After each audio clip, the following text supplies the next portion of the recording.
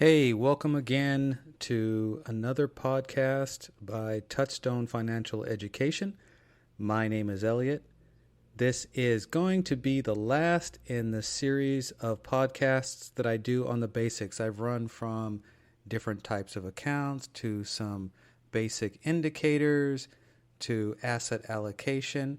All right, this is the last in that series, and today we're going to talk about how to look for investments. Now, you might think that's kind of odd in a time when the markets are just absolutely ugly, but believe it or not, this is the time when you want to start doing your homework.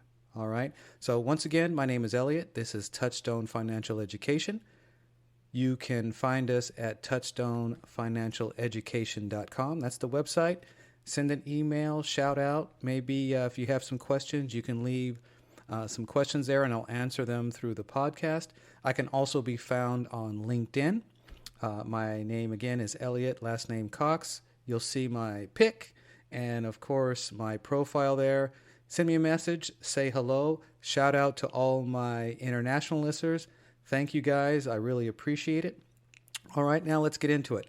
So last podcast, I kind of laid out a few very quick indicators you can use to kind of look at the market with the idea that the market is down. All right. So we went through fund inflows. We went through yield on government bonds, specifically the 2, the 5, and the 10-year. And then we went through the VIX, VIX. All of these are used to determine immediate sentiment in the market. That means just kind of where things are, how people are feeling. That inflow number, briefly, is just where are people placing their money in mutual funds or ETFs, exchange-traded funds. Equity funds, bond funds, or money market. And right now, more money is flowing into bond and money market funds. That yield on the 10-year is above 3%. Okay, we've also seen the 2 and 5-year earning more than the 10-year, which is called a yield curve inversion, which signals a recession. It also signals a pullback in the market, pretty much all of which we're having. We could be in a recession right now and not even know it. The VIX, the higher the number, the more volatile the market. So last year, the VIX was trading between like $14 and $20 a share. This year, it's been as high as 38. It's in the low to mid 30s right now. Okay, so all that being said, we know the market is ugly. Okay, we can feel it, we can see it. All right, so what do we do about it? Well, we do our homework. All right, we don't want to wait until the markets are moving back up, they're screaming along, and we forget about these bad days. We want to start strategizing now. Okay, so I'm going to provide a little bit of a framework today on kind of how to do that. And so what I like to do is imagine a pyramid, and let's turn that pyramid upside down so that the broad base is facing the sky and the point is on the ground. Okay, we're going to have an upside down pyramid approach to investing today. And the reason I do that is because at the broadest base of the pyramid, here is where we want to just take a look at the news. That's it. Doesn't have to be market news. It could be anything global. Okay, we want to know what's going on in the world first and foremost. Inflation, interest rates, trade tensions with trading partners, conflict in Central Western Europe. All right, what does that all do in terms of creating problems or perhaps opportunities for investment? That's it. All right, then we're going to kind of come down the pyramid a little bit as it narrows. Okay, and from there, we're going to identify areas of interest. And all that means is, hey, look, I know what's going on in the world. I work in tech, or I work in pharma, or I work in healthcare, and these are areas of interest that I have. So I might want to narrow my field of focus on investing in these areas that I understand. Okay, that's all this is. We're not identifying stocks or funds or any of that yet. We're just narrowing our interest to areas of focus. All right, and so as we go down the pyramid a little further, we're going to narrow down into sectors of the market. Now, those of you who've listened to my podcasts before know that the market is segmented into size of company, all right, large, mid, and small. We also have mega cap, okay, and industry, all right. And industry is basically what we call sector in investing, all right. Technology, financials, consumer discretionary, natural resources, so on and so forth. All right.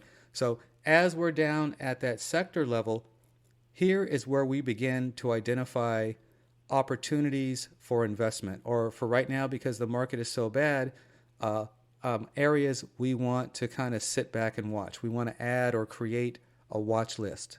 All right. So once we've identified a sector, many of you can almost stop right here because, you're fund investors all day long, don't have an interest in investing in stocks. That's wonderful. All right. But identifying opportunity at the sector level is important if you're going to do more than just invest in index funds. And an index funds, for those of you who are first-time listeners, is a fund that invests specifically in one index of the market, the S&P 500, the NASDAQ 100, the Russell 2000. Okay? But let's take, for example, the chip sector. So, hey, we all know that chips go in everything from our phones to our cars to our appliances in the kitchen, etc. Well, we like chips. Chips have been beaten up quite a bit here lately. They led the way up through most of this bull run that started in 2010. They started pulling back in March of last year with a lot of other tech stocks. All right. But we like chips. So we've identified a sector. Okay. We might stop here and invest in sector funds. For those of us who want to continue on and identify individual stock positions, this is kind of where we start looking at individual companies within that sector. All right. And a great way to do that, a quick way to do that, is to use what's called a screener.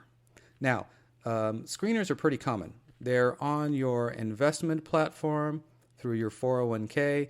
For those of you who have accounts elsewhere outside of your 401k, IRAs and brokerage, etc., they're on your platform there as well. And what a screener allows us to do is set up parameters around different indicators where you're using. Okay, and an indicator is just something we're looking for to ensure that our investment will be successful, hopefully. All right, like earnings per share, dividend yield, revenue number, maybe an uptick in analysts' expectations, which I'll get to in a second when I talk more about stocks. Okay, so we want to use these screeners to help us identify more narrow opportunities in the market. And right now, we're not going to pull the trigger. We're not going to buy anything. We're just identifying opportunity and setting up a watch list. And on many of these platforms, when you set up a watch list, once a stock or a fund is on that list, any news related to those positions will pop up for you. I like to use the Seeking Alpha app on my phone. I've got my list, and anytime something pops up of interest around what I'm watching, what I'm invested in, etc., I get to read those stories, and I don't have to really look too far. Okay? If you don't like the screener on your platform, check out FinViz, F-I-N as in Nancy, Victor, Idaho, Zebra, finviz.com. It's a free screener that's pretty good. I use it. And by the way, on their homepage there, off to the right, you're going to see a square. Hopefully it's more green than red when you look at it. That means stocks are going up. But that square is the S&P 500. That's a visual of all 500 companies in the S&P 500. The size of the square represents the proportion that company sits within the index itself. So you can click on it, make it big. You'll see all 500 companies. So if you have an S&P 500 fund, you have all of those companies in that fund. All right. So we've gone from the macro. We've gone from the big. The base of our pyramid is facing the sky. We just want to figure out what's going on in the world. We've narrowed it down to some areas of interest. Maybe it's something an industry you work in, you've just been fascinated with. We're just learning at this point. Then we narrow it down to sectors of the market. And here is where, again, we begin identifying opportunities. And you might stop here because you're a sector fund investor. Excellent. You want to continue to identify some stocks.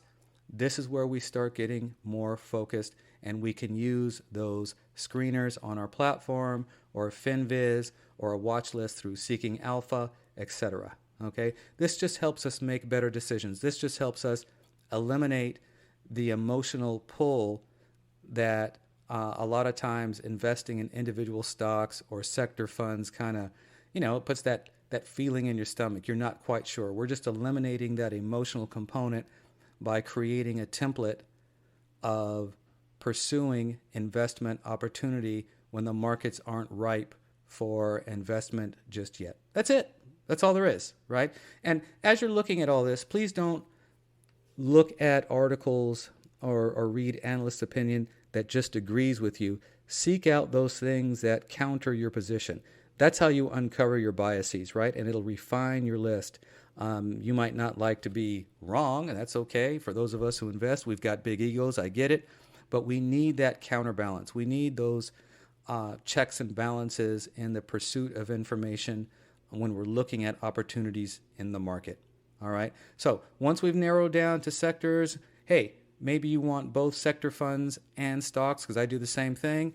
And I bring up chips because I'm an investor in chips currently. My position is down, yes, but I have a sector ETF, and then I like some individual stocks within the sector as well. All right, you got AMD, NVIDIA, Texas Instruments, and Qualcomm, and Intel, and so on and so forth. Taiwan Semiconductor, and then I went through all of these companies and identified a couple that I wanted. But for the most part, I have a broad-based exposure to the industry through a sector fund. All right.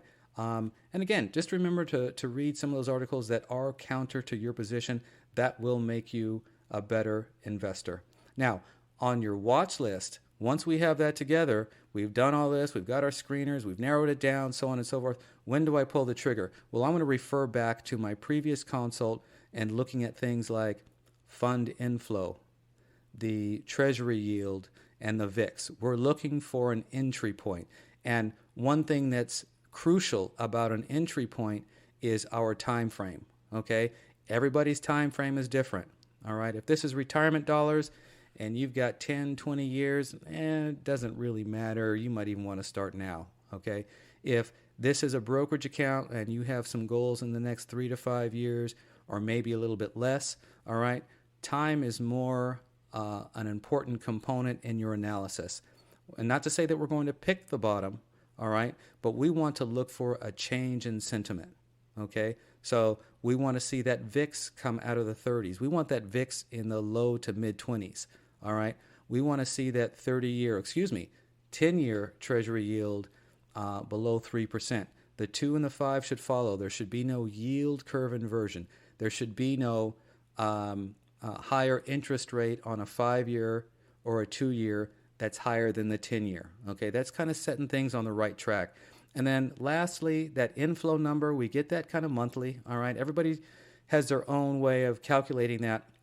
But basically, it's a once-a-month number, and we want to see more money flowing into stock funds. Now, we don't have to wait until there is an absolute dollar value greater moving into equity funds versus bond and money market, but we do want to see a trend of more money trickling into those equity funds, because that kind of specifies a turnaround in sentiment. We might not see it reflected in market prices yet, but if that trend continues, then you know that we're due for an excellent turnaround, okay? And again, if you got 5 years, 10 years, whatever, we're not, again, picking the bottom, but we can get kind of close. For those of you with a shorter term or more aggressive stance in the market, please use that for your entry point.